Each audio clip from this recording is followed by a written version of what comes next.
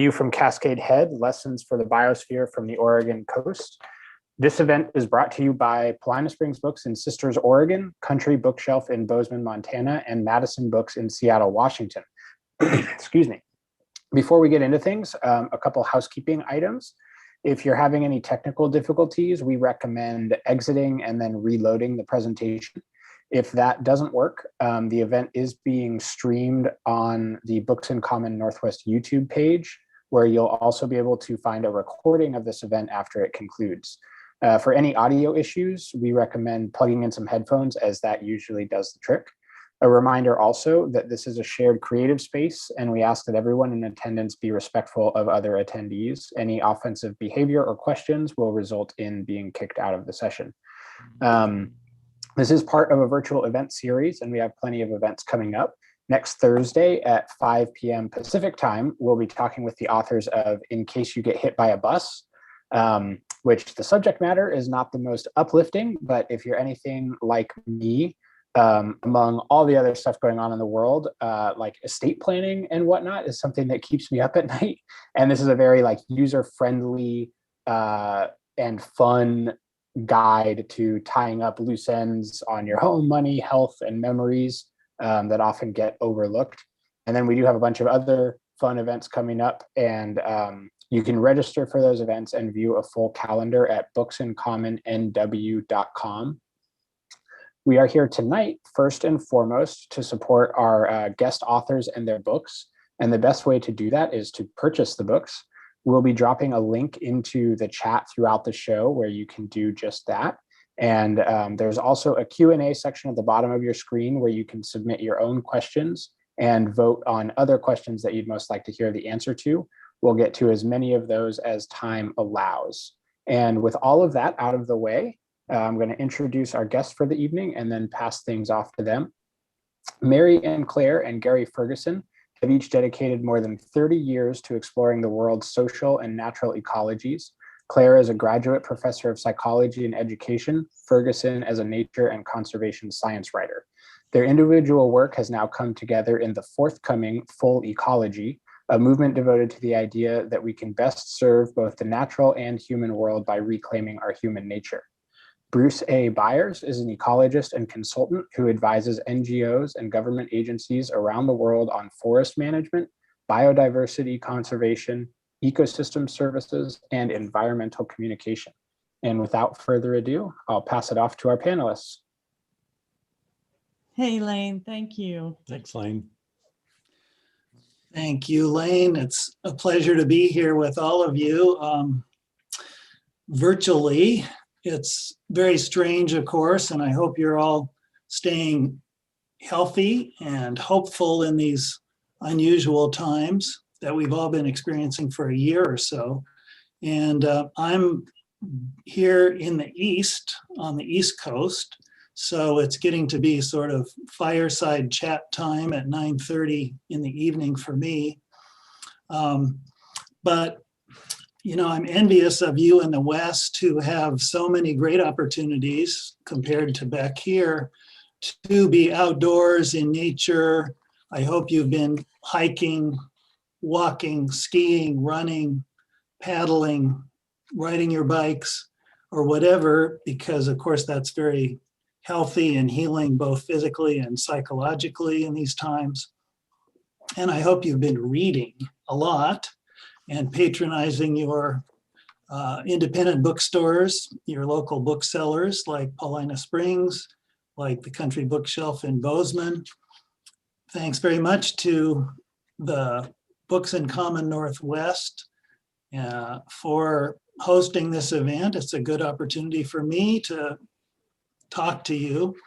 I had expected, when I knew that my book was coming out in October, last October, to be taking a road trip out west, and was looking forward to meeting and greeting a bunch of you in bookstores and at book talks and readings and other venues. So we're stuck with this kind of strange, but you know, in a way, amazing transcontinental cross-country conversation here. So would like to make the best of it. And again, thanks to Lane, Paulina Springs Books, to Jessica at the Country Bookshelf, and to all of you for joining in tonight. And also, of course, thanks to Mary and Gary for joining me in this conversation. I haven't met either of you, either of them, but have been enjoying getting to know Gary a little bit through his latest book, 8 Master Lessons of Nature. And I'm really looking forward to their forthcoming book, Full Ecology. So I think we have a lot to talk about here. Oh, I see another Gary chiming in on the chat. Anyway, Gary, Mary, anything quickly? I want to give a quick preface as well to how I happened to write this book, but yeah, we want to ask you and hear all about that, Bruce. It's an honor to be with you, an ecologist, a scientist with an enormous heart, an enormous sensitivity and sensibility for the power of nature, both poetically and quite literally biologically. So this is a great opportunity. Thank you. Yes, and thanks to Country Bookshelf and to Paulina Books and to, I think there's another one I know in Seattle, I don't have it in my brain, and to all of you who are here to think with Bruce and with us about the view from Cascade Head. And of course, we'll be bringing in, because that's our perspective, the 8 Master Lessons from Gary's last book and Full Ecology. And Bruce, yes, I want to highlight Gary's, your writing is poetic, and that's hard to come by in a scientist. So thank you for that, because especially given the place where you were there at Cascade Head, for me, who has some time as a poet, I remember writing poems there. And so to read, some of your words about that, and I appreciate your skill. Yeah, I think one of the things, as you buy Bruce's book and read it, you'll find that here's a scientist who's, you can just sense, gone the extra mile to try to explain things in accessible ways, beyond sharing how his heart's reacting in the face of this. And that's really, to me, having worked with a lot of scientists over the years, a sign of somebody who really cares.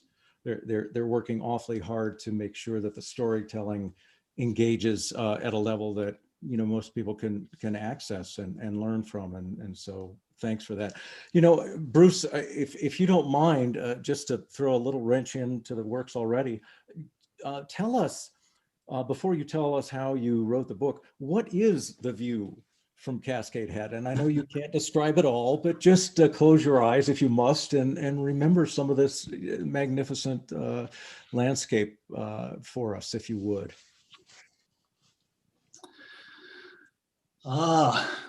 That's difficult to describe. I think really what I would like to do, and maybe this is jumping back out of this mode, but I want to acknowledge a friend, Duncan Berry, who is a longtime resident of Cascade Head, who shared his photograph taken from his photo drone for the cover of the book.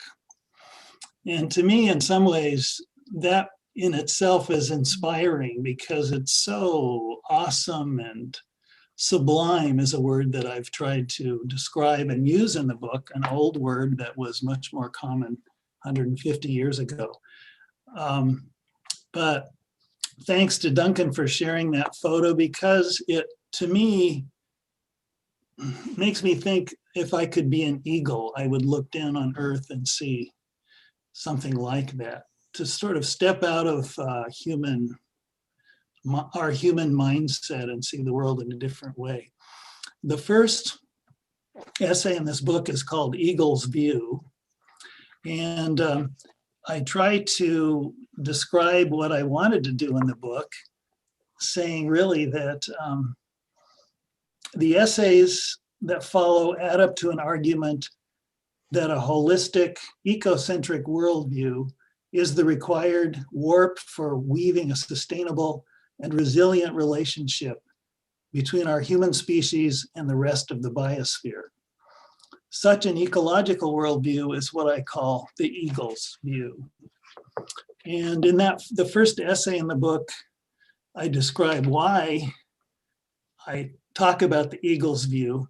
An early incident, one of the first sort of steps in Cascade Head becoming a biosphere reserve was a trip with Senator Robert Packwood of Oregon in 1973 out to Cascade Head, where they walked out with what the newspaper described as some conservationists to sort of do a reconnaissance about how they could protect Cascade Head. And the Oregonian from 1973 has a picture of Senator Packwood lying on the edge of that outer cliff of Cascade Head, looking down at the ocean. And I went to recreate that view, Packwood's view. It is scary. It is beautiful. And the newspaper reported that when Packwood stood up from looking down over the cliff, a bald eagle flew up very, very close.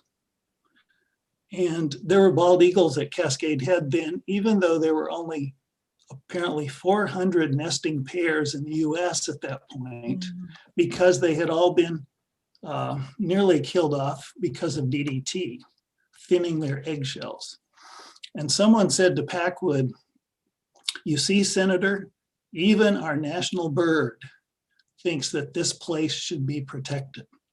So Packwood worked to pass the Cascade Head Scenic Research Area Act, which made all of Cascade Head a special kind, a unique kind of protected area in the US Forest Service system. And that was the basis 2 years later, the foundation for it becoming named as a UNESCO Biosphere Reserve.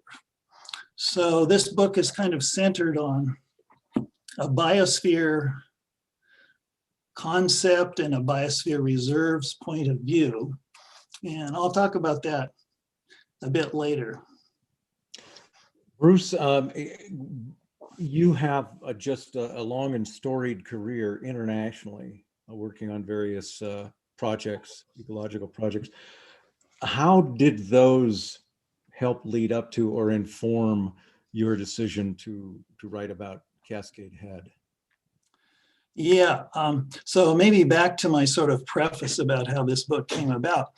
After my PhD in ecology, which I actually did most of the research for at Cape Arago on the Oregon coast, studying the behavior and ecology and genetics of a marine snail, I taught for 10 years at the University of Colorado, and then wanted to pursue some international and applied ecology and interdisciplinary interests, and came back to Washington, DC, reluctantly, because I was a Westerner by birth and at heart, but this was the place to be. And I worked for 2 years as a biodiversity conservation advisor in the US Agency for International Development.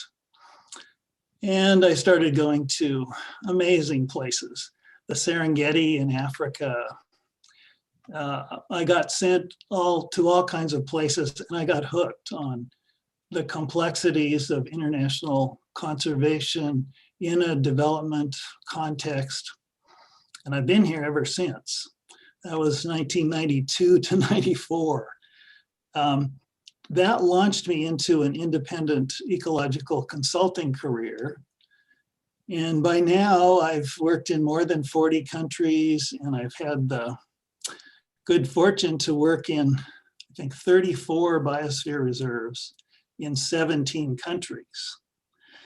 Amazing stories and experiences. And about 10 years ago, when I started a website for my business, I started writing a blog because I wanted to share basically my adventures. You know, I was having so much fun doing this and going to so many amazing places. And so by now I have more than 100 blog posts there, but I got addicted to that kind of writing for non-science audiences and trying to tell stories and bring in the complexities and so forth. So wanting to push that kind of writing forward, I applied to the Sitka Center for Art and Ecology, which hosts resident writers and artists and scientists. And they accepted my proposal and made me their ecology resident for about 4 months, starting in the fall of 2018. And that launched or sort of provided the base for these essays, but the roots, my roots really reach much deeper in Oregon. In fact, clear back to my childhood. Anyway, this kind of writing, the creative and if poetic, wonderful, but that's the kind of nature writing that I've enjoyed reading my whole life and wanted to try to play with myself. Well, Bruce, one of the central areas of the central focus is biosphere. You were talking about biosphere. Within biosphere, though, I wanted to ask you about something. I'm not sure which number this essay is, but you write, we need reconciliation between humans and nature if we want resilience. So the biosphere is by nature a resilient thing. What do you see within that biosphere? Full ecology is really about what we bring as humans, how we really slow down to take responsibility for how we are with each other and how we are within ourselves as we move to be stewards, should we be moved that way. And we hope more and more people are, of course. But what would you say about the resilience of biosphere and how you would recognize, what would it look like for there to be a reconciliation? Yeah, you're picking up on several themes besides what I called the lessons that I saw at Cascade Head, which were, I tried to make those comparative lessons, things that Cascade Head had to teach other places, including other biosphere reserves, but also that would be common. You know, Cascade Head is a microcosm, so that anything that we learned there could help inform other places. There were 5 themes that sort of emerged to me from the work at Cascade Head, and I couched those as the 5 Re's, the 5 RE words with prefixes of RE. So the first was resistance, and then research, and then restoration, and then reconciliation, and finally resilience.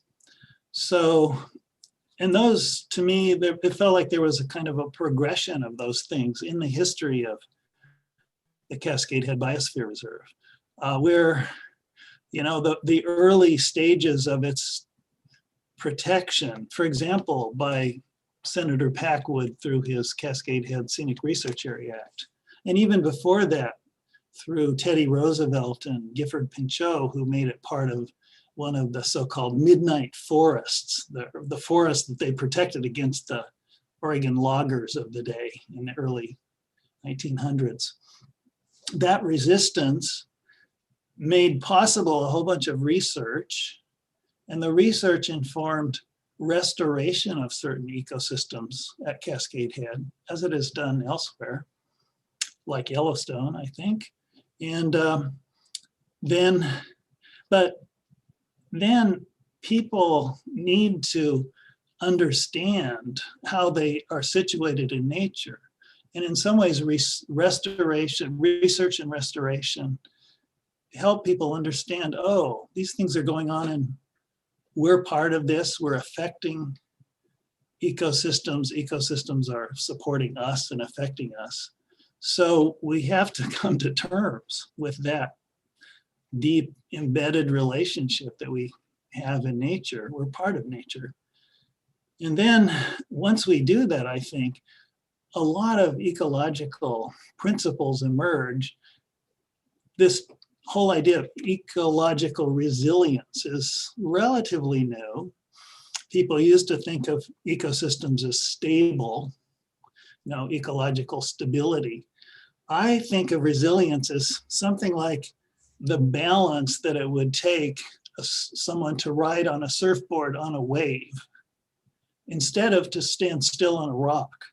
So resilience, with climate change going on, with human populations growing, and all of the assaults on nature, evolution has always found creative solutions, adaptive solutions, and nature has stayed of a piece and intact. Humans are part of nature. We have our own culture evolving in the mix. And so resilience into the future is going to take, I think, a combination of all of those 5 things: more resistance, more research, more restoration, more reconciliation. Mm. For example, with the fires, the wildfires of the West, human reconciliation with fire. Yeah, what does that look like? Yeah, those are the questions. And, Okay, and so- resilience, though, is where we should be aiming.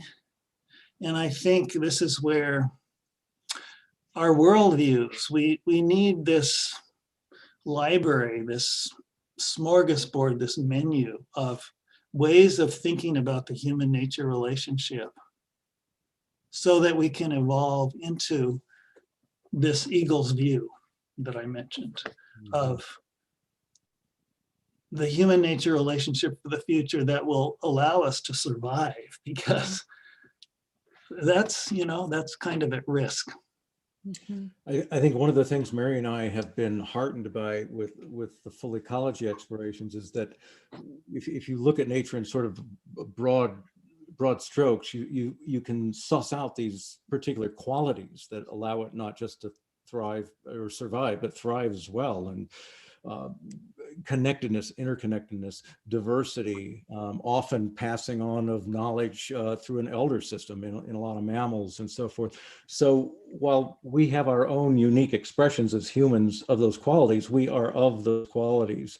And somehow that's very reassuring as we move forward into what can feel like uncharted territory. It's not so much maybe learning all these new things, it's just reclaiming and regaining what we've built walls against in at least the last 500 years or so.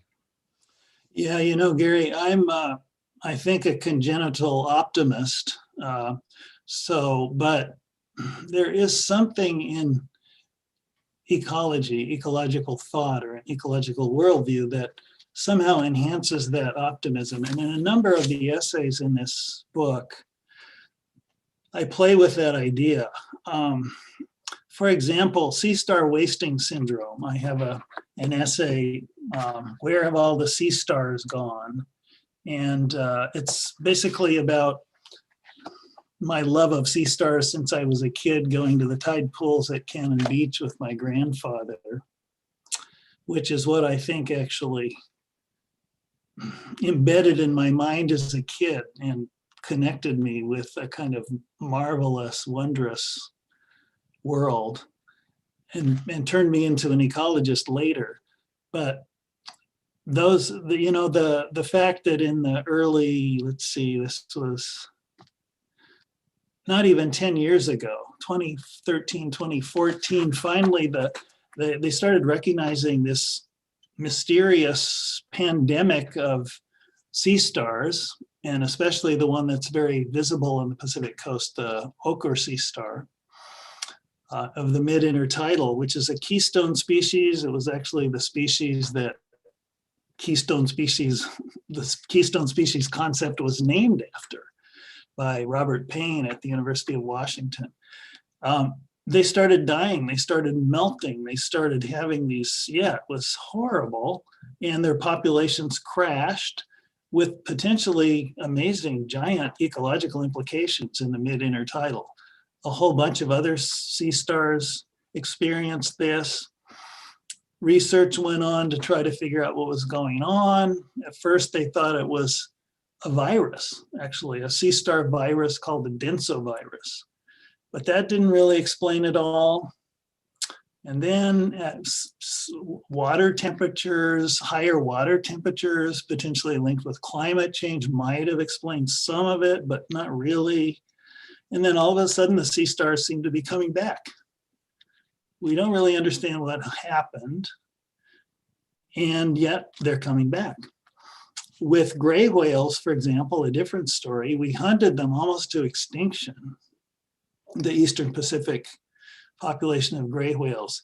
There were, I think, something in the 30s, 30 gray whales or so estimated to have existed back in the 1920s or so, and they were finally protected, again, this resistance, and to further ecological damage. And now they seem to be back up to what appears to be their natural carrying capacity.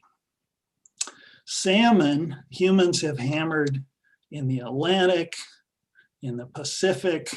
It's hundreds and hundreds of years of killing off salmon populations, starting with the Atlantic salmon, moving to Pacific salmon. And now a number of them, like the Oregon coast coho, which is found in the Salmon River at Cascade Head, are listed as threatened under the Endangered Species Act.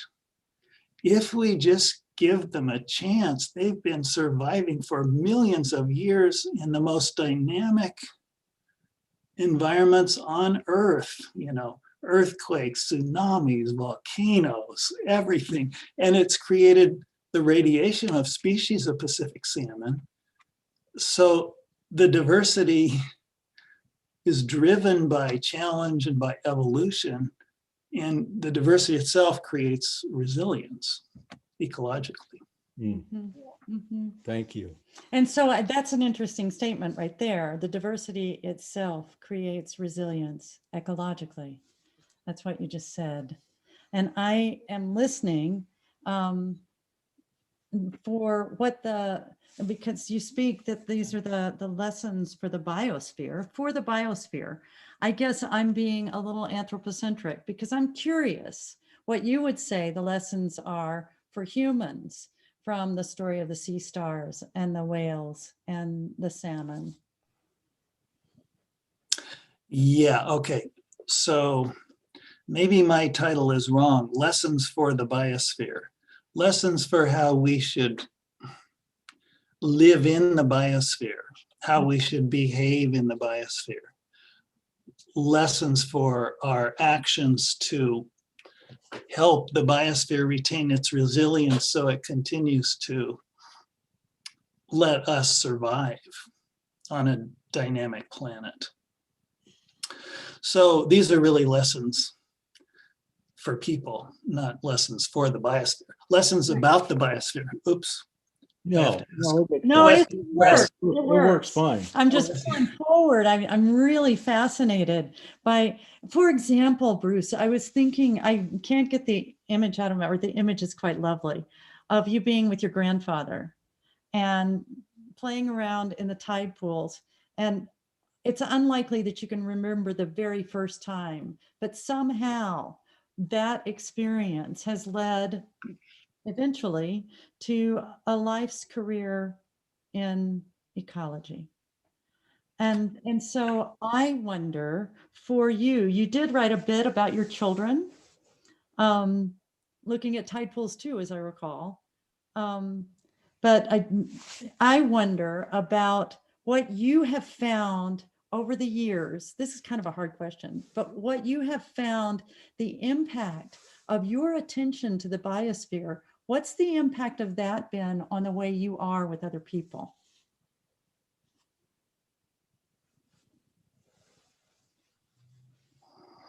I guess I've wondered through my whole career. This is kind of back to the preface again.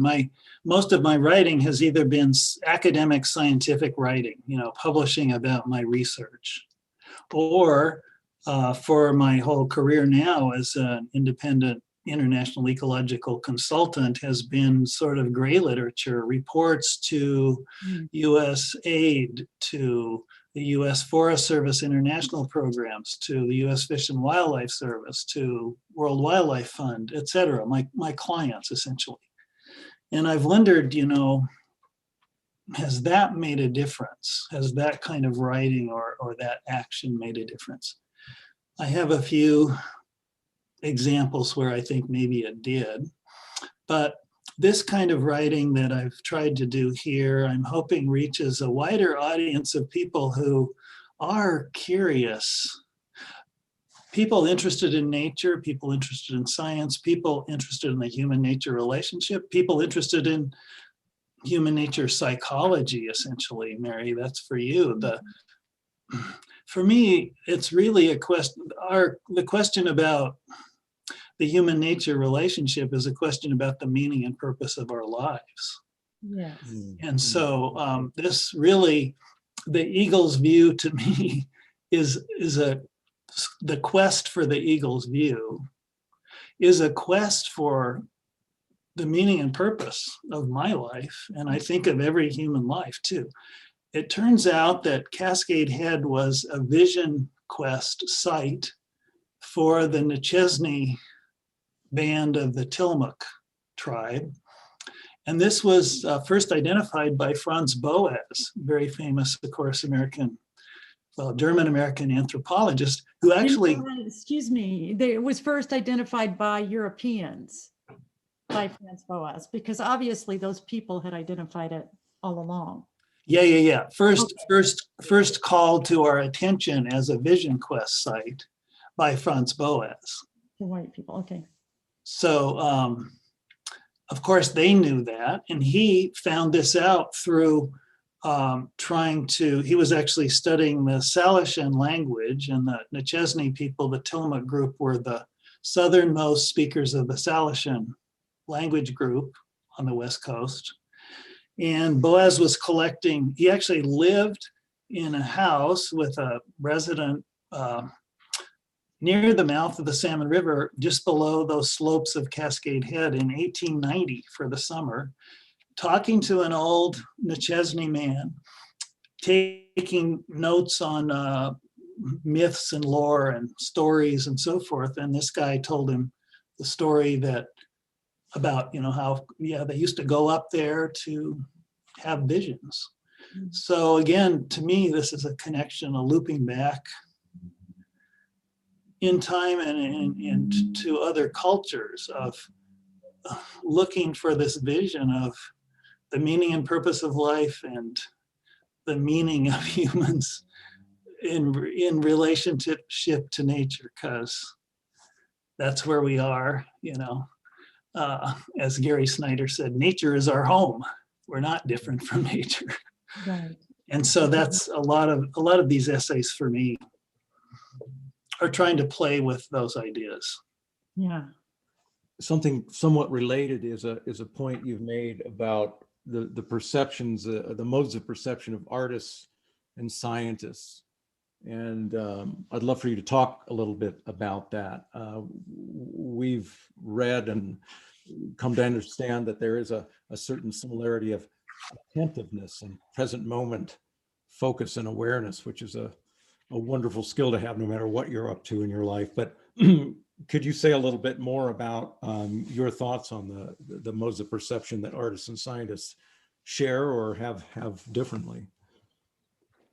Yeah, and I did acknowledge Duncan Berry for his cover photo, but I meant to acknowledge, and have been thinking I will acknowledge, the illustrator for this book, Nora Sherwood, who is a Lincoln City-based biological illustrator and artist. And I got to know Nora because she was teaching a mushroom drawing workshop at the Sitka Center, one of the early weekends I was there. Started having a conversation with her, and it grew into an essay in the book called Art and Ecology at the Otis Cafe, which is where we first met and started talking about this. And Nora then that collaboration led to illustrations for the book. So she created a frontispiece, which is kind of an old-fashioned thing. I really love this because Yes, you love don't it. see books with frontispieces very Right. often now. Ooh. This is Cascade Head from West Wind Beach to the south. She created a beautiful eagle's view map of the Biosphere Reserve. I don't know if that's visible to you all.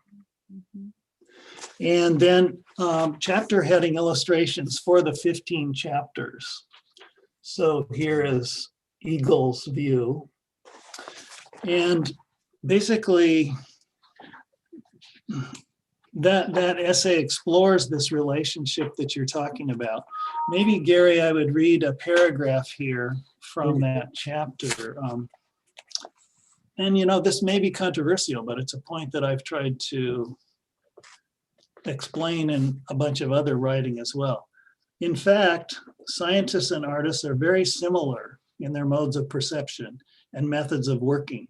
If you compare the Myers-Briggs personality profiles of artists and scientists with those of the full range of other human occupations, you will see that scientists and artists mostly fall in the same quadrant of the human personality space.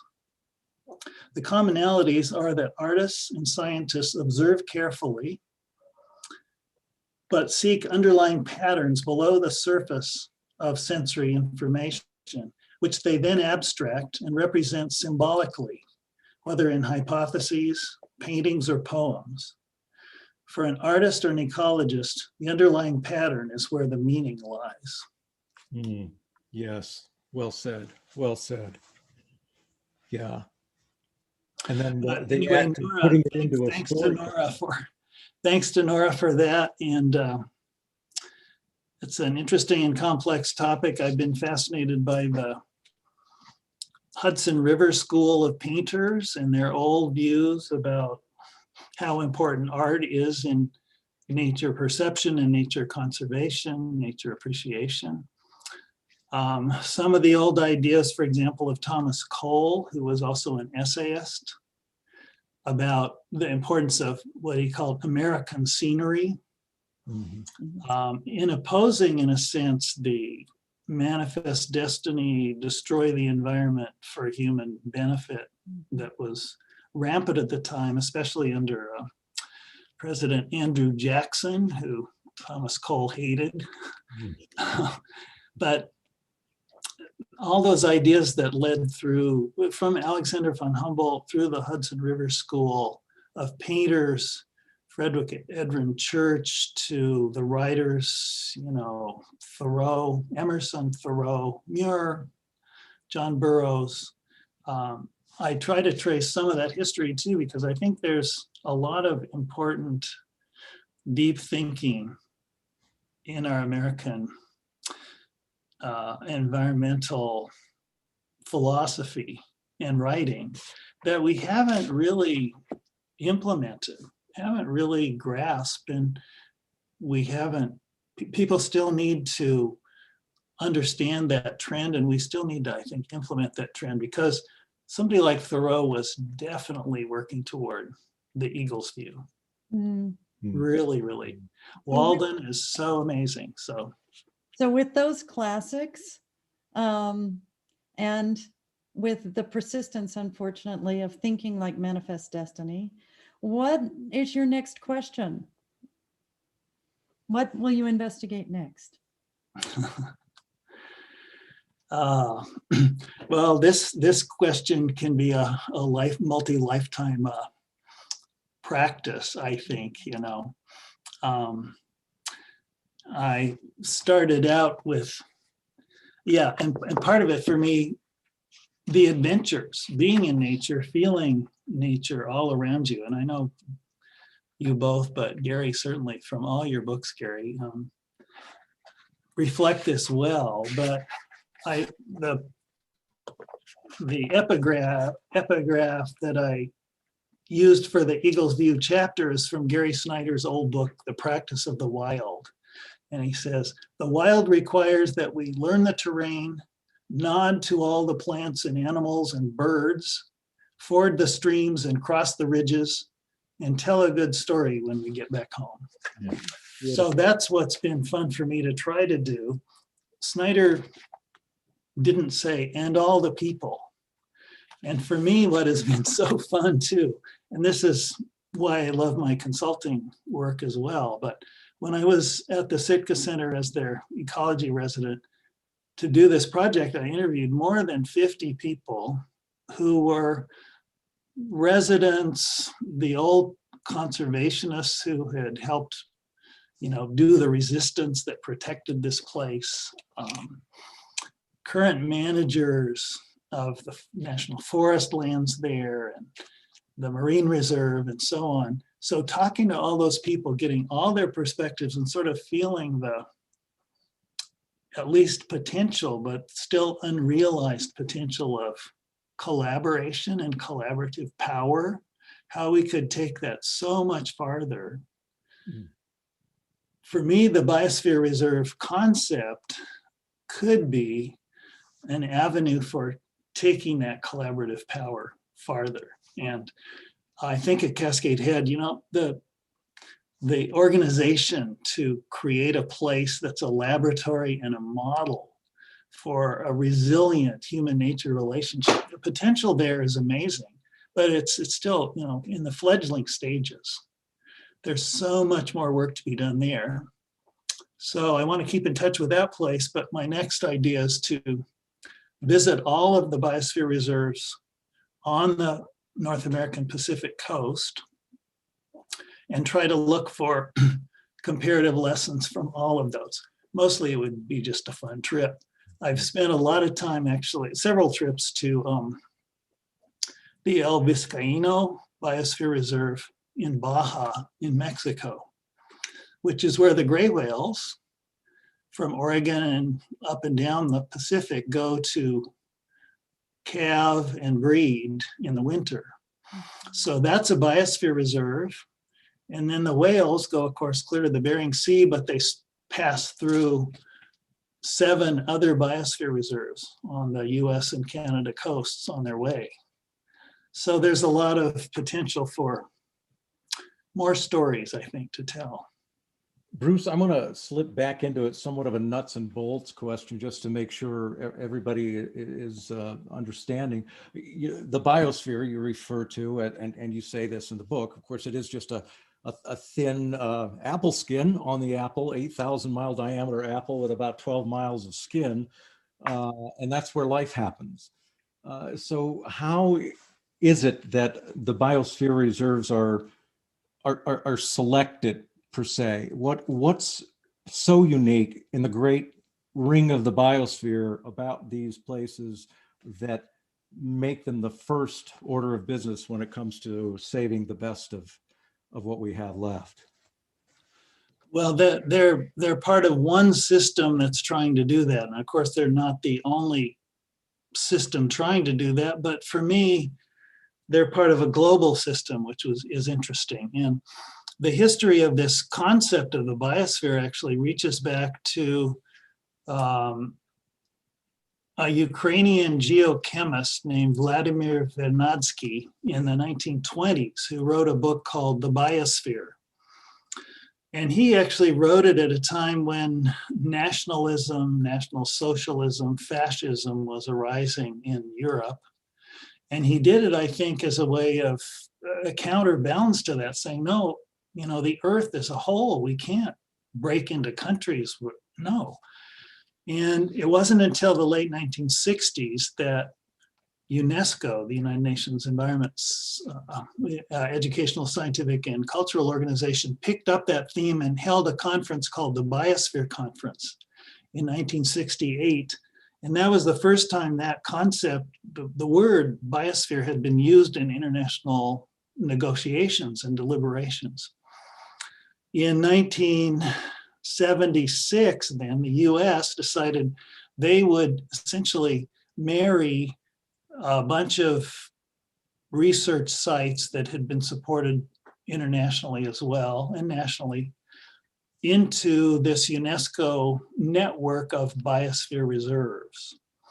And Cascade Head was one of the first 29 of those in the US in 1976, growing on the basis of that designation as a Cascade Head Scenic Research Area.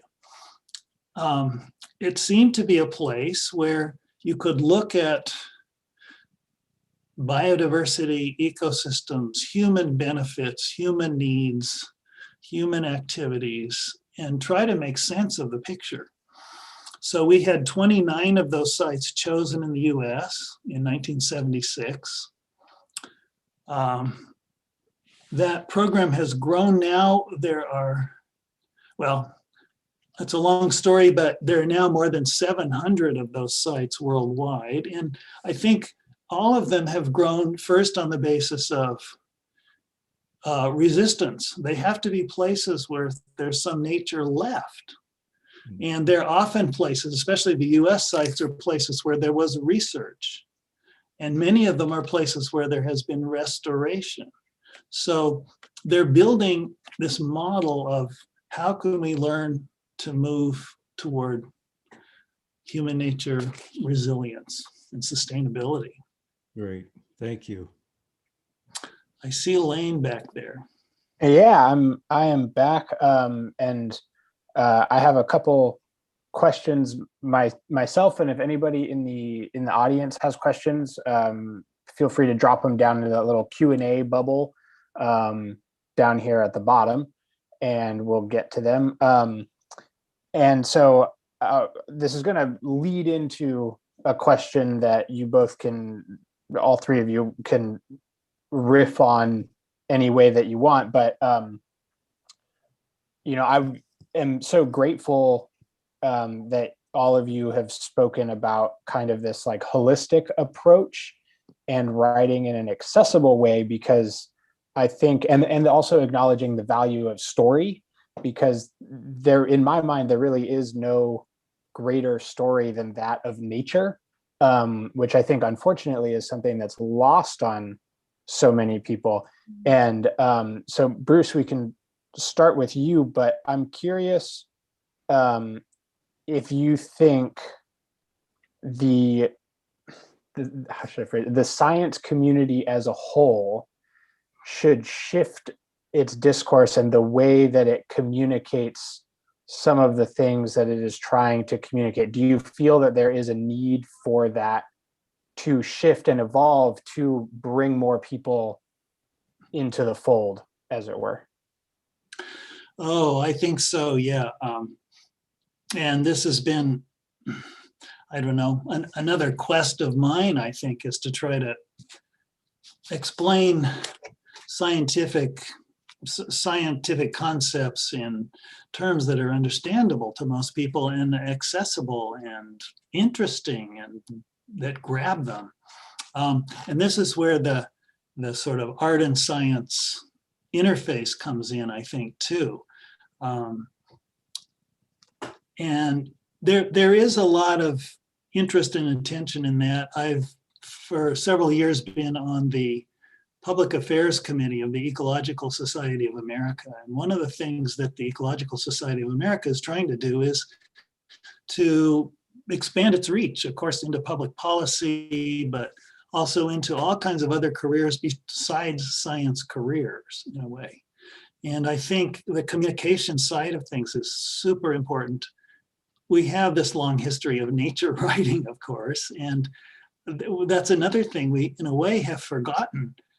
Alexander von Humboldt, this German geographer and explorer, was once the most read author in America. He was a scientist, but he had a way of talking, he had a way of explaining things, a way of connecting the science with the meaning of life that grabbed a lot of people way back in the early 1800s.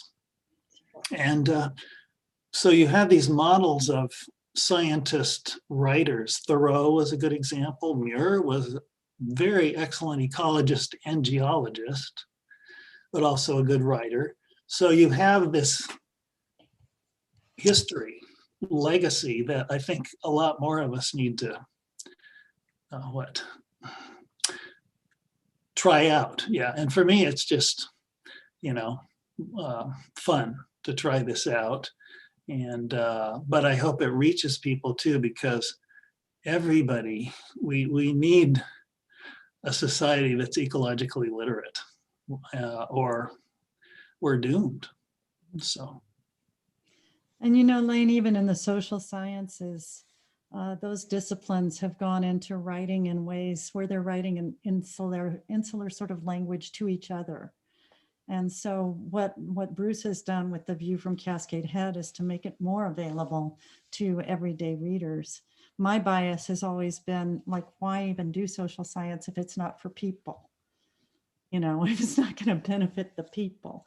And then we found ourselves in this past year here in COVID, but prior to that, in advancing climate breakdown. And I have come to understand that climate scientists in particular are struggling with this challenge up close and personal because of those two particular variables. So it's sort of a social science perspective on what's happened with scientists in other areas, where they are just feeling this, what have we been doing? Like you just said, Bruce, we need to have an impact on the understanding of all people about who we are as people, as humans, as one species, interaction with all other beings on the planet. And so that's a real challenge to academic disciplines all around. But I've seen it come really, really clear and urgent to many climate scientists and healthcare professionals, healthcare folk. Yeah, I think scientists are going through sort of a self-examination themselves, having long been driven by the very understandable notion that one does not write about things that are conjecture or overly imaginative, or draw conclusions that may not quite yet have all the facts in place. The story is changing all the time for us scientists. And so I think many have been kind of afraid for the scorn of their colleagues to get too creative and too artistic and too poetic. Certainly Rachel Carson faced that when she was writing in her early works especially. And yet she and Bruce and people like Carl Sagan are essential to walk that line between science and poetry, still being respectful of the science and the discipline, and not spreading false information, but nonetheless playing with the storytelling enough to bring in a wider audience and engage us and create eco-literacy through that engagement. And I've been recently hearing about Octavia Butler, who was a science fiction writer. But I can hardly think, I started thinking today when I was hearing some history about her and the Earthseed work that she did. She just drew really a lot on the natural world. And then I started thinking, and Lane, you could speak to this better than I, how I can't think of many literary folks who haven't drawn on the natural world. Yeah, no, come from both sides. Absolutely. And I think there is, hopefully not, it's not just a biased view of my own, but there is a shift and a rise in popularity of certain books like that, like the Overstory by Richard Powers jumps to mind, and this sort of integration of more ecologically centered stories, which I think is great. And I'm glad that you mentioned in the social sciences as well, because I remember studying anthropology. A lot of the classic writings, apart from just being very Eurocentric, are impossibly dense. And even the modern ones where they're just writing for themselves and for each other. And you're like, man, the value of this, if you could break it down and share it with the world, would be immense. There have also been in the social science side, again, this is Franz Boas. There's a lot of forgotten history of amazing writing that was transformative almost. Boas's students, and there's an excellent book you may know of, Lane, Gods of the Upper Air. That's essentially a biography of Boas and his students. But somebody like Margaret Mead or Zora Neale Houston, who was one of his students, went and did anthropology and burrowed into cultures and brought back ideas that shone a light on the narrow-mindedness of our culture at that point, Western social everythings, and helped break open a lot of things. And there's certainly a need for more of that. Science fiction, I think, and science fantasy can actually, I think we need more of that. And if I were, I don't know, had more time, I would play with some of that, because if you try to roll out the stories of where are we going from here with a scientific understanding, you can go to some strange places, good or bad. So. Yeah, there is actually, since you brought it up, and I've been thinking about it this whole conversation, a book that I read recently by Kim Stanley Robinson called Aurora, that is very ambitious on many levels, and I think he, for the most part, pulls it off. But it's basically a 700-page rebuttal of the Elon Musk, the future of humanity is out in the stars, and it's just saying, hey, it's actually a lot easier to take care of this very resilient system that you already have. And if there is a future out there, then that's fantastic, but it's so much easier to nurture a system that's already in place. And it also touches on just how little we understand about these ecosystems and how really how much they change. So I do have another question related to the kind of climate vein, and an article that a friend shared with me recently. It's an Atlantic article, and the title is "Inevitable Planetary Doom Has Been Exaggerated. Hope for the Future is a Reasonable and Necessary Prerequisite for Action."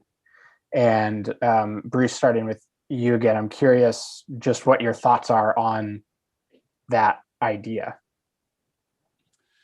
Okay, well, could be, we'll be up all night sipping whatever we want to sip for that. But look, I think in some of these essays, I'm basically saying, like, the planet's going to be fine. We need to worry about ourselves. I mean, it may be a very different planet with climate change. A worry, the biosphere, as Gary mentioned, is this thin shell of hydrosphere, lithosphere, and atmosphere around the Earth, where all life takes place, and that's the most dynamic thing we know about in the universe. And we just sent a rover to Mars to try to see if there might have been a biosphere on Mars, because Mars has a lithosphere, of course, it had an atmosphere, and it had a hydrosphere. Did it have a biosphere? We don't know. That would be a leap in human understanding and meaning if we could answer that question. But it also is scary because the thinness of Earth's biosphere makes it feel super fragile. And Mars had the three components that created the biosphere on Earth, and now it's lost two of them. So Earth might lose those two, but there's where you get to these worldviews of anthropocentrism, time scales, teleology, humans, nature, I don't think cares much about humans. We care about humans. So we better take care of ourselves. And I think we need to be congenital optimists, at least if that's what keeps us taking actions. One of the three lessons that I try to lay out in this book that I think I learned from the people I talk to is individuals can make a difference. Individuals have always made a difference. Individual actions make a difference. They leave their imprint on the biosphere, on ecosystems. One single individual can have an impact. Of course, some can have negative impacts too. But we have choices. We better take them. And I think that's our inspiration and our task. That's as Gary Snyder called it, the real work. Yeah, to your question about hope and optimism, Lane, I think that those are wonderful things. And as Bruce suggests, that they're the medium through which we decide often to take action. But I also think there's a need to get over being overly attached to the outcome, to the extent where you say, well, I'm only going to take action if I know this is going to, reduce the parts per million of carbon dioxide in 20 years. Otherwise, what's the point? Well, the point actually is in the action itself, because it's not just that you're sustaining a planet for future generations, your children, your grandchildren. That's a tremendous motivation. But the act of caring, the act of being involved, changes in the moment your own life, and brings you a sense of kinship, and brings you a sense of place, and brings you a sense of home. And that's the first and perhaps most profound reward, even before all our actions lead to the results they hope will happen eventually. Yeah, Gary, that's really, I think that's right on. And I've tried to reflect that in several of these essays too. Really, this is, to me, it's a quest for meaning for ourselves. It's, the planet will eventually take care of itself, but we have to feel that our lives have made a difference. And one of the essays in the book is called So Long, Silver Spot, which is about the threatened Oregon silver spot butterfly. All of the heroic restoration efforts and so on that have tried to protect that species seem to be mostly failing. But the species is part of this resilient, exuberant throwing out of species and subspecies of butterflies.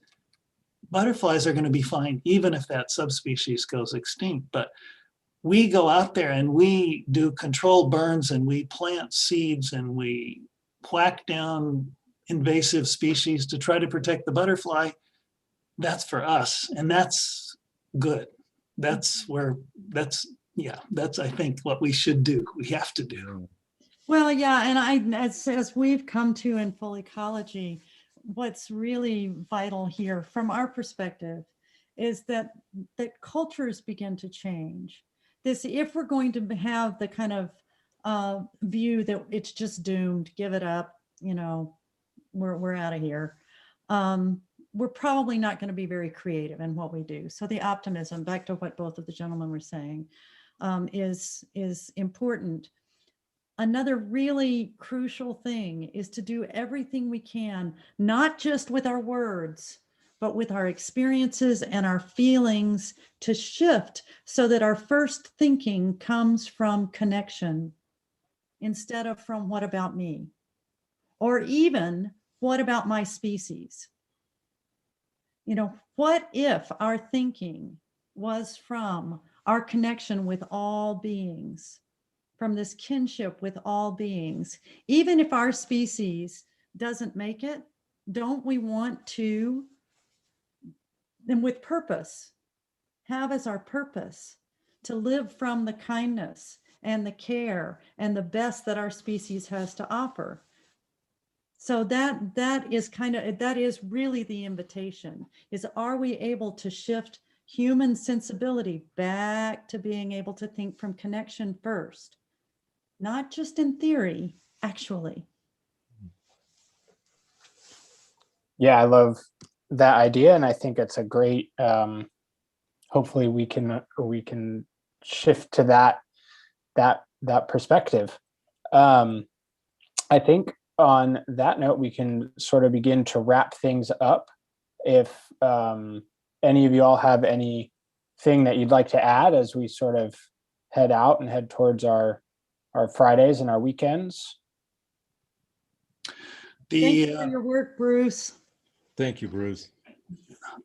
A pleasure. Thank you. The idea, I think, what Mary was saying just now, of internalizing this ecocentric worldview instead of internalizing an anthropocentric worldview where it's all about me and us. There are models out there. I mean, I think the cultures of the world have evolved so many worldviews as those cultures have interacted with nature. And they're sort of like the species of evolution. They're unique, important, adaptive, and a lot of them are threatened and endangered. And so the more of those worldviews we can protect and restore, I think the better off we are. The one that I reflected in an essay called Salmon in the Net of Indra is this image of, it's from a Buddhist sutra called the Avalatamsaka Sutra. It's that the world is a net. And at each node of the net, or like a giant spider web, and at each node is a jewel. And in each jewel, all the rest of the net is reflected. And that's the net of Indra. And in Buddhist terms, it's been called dependent co-arising. So really, in ecological terms, we live in a world of dependent co-arising. Everything we do reflects back to us. Everything else does reflects back to us. We're connected with this. If we had this as our mental image daily, internally, as we acted, we would, I think in most or many cases, act somewhat differently or radically differently. And it would be much better for our health, mentally, physically, ecologically. I love it. I think that's an extremely beautiful image for us to go out on here.